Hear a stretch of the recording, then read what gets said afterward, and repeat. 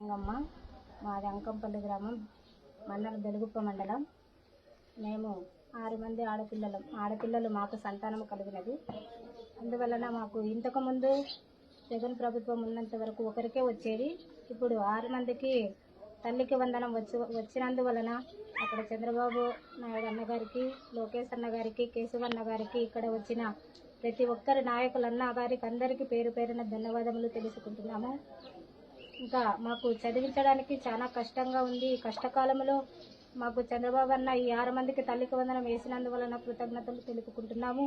మేము చదివించుకోవాలంటే ఎంతో కష్టపడి మాకు పనికి పోతే జరగడము, అంతవరకే కానీ లేకపోతే జరగడం కూడా చాలా కష్టంగా ఉంది. మా మీద దయ ఉంచి ఈ ప్రభుత్వము మాకు ఈ తల్లికి వందనం దయచేసినందుకు కొరకు అందరికీ ధన్యవాదములు తెలుపుకుంటూ ఇచ్చిన నాయకులందరికీ కూడా కృతజ్ఞతలు తెలుపుతున్నాము.